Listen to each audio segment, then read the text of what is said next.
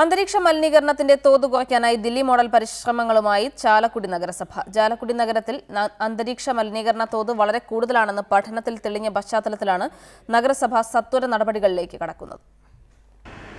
High volume sampler എന്നാണ് ഈ യന്ത്രത്തിന്റെ പേര്. മിനിറ്റിൽ 1000 ലിറ്റർ വായു വലിച്ചെടുത്ത് പുറന്തള്ളും. 24 മണിക്കൂർ നിരീക്ഷണത്തിന് ശേഷം പരിശോധന നടത്തിയാൽ അന്തരീക്ഷ മലിനീകരണത്തിന്റെ തോത് വ്യക്തമാകും. ചാലക്കുടി നഗരസഭയ്ക്ക് കീഴിലെ 4ഇടത്താണ് ഈ യന്ത്രം ഉപയോഗിച്ച് പരിശോധന നടത്തിയത്.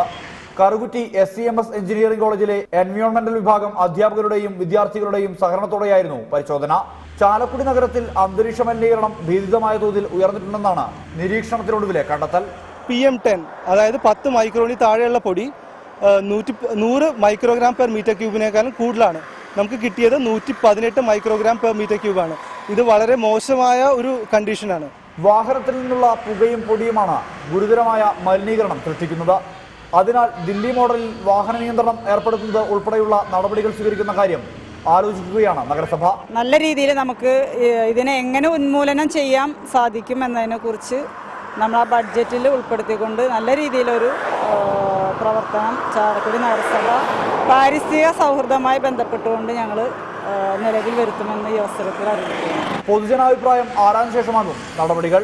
വാഹനങ്ങളിൽ നിന്നുള്ള മലിനീകരണം കുറയ്ക്കാൻ ബോധവൽക്കരണ പ്രവർത്തനങ്ങൾ നടത്താനും പദ്ധതിയുണ്ട്. റിപ്പോർട്ടർ, തൃശൂർ.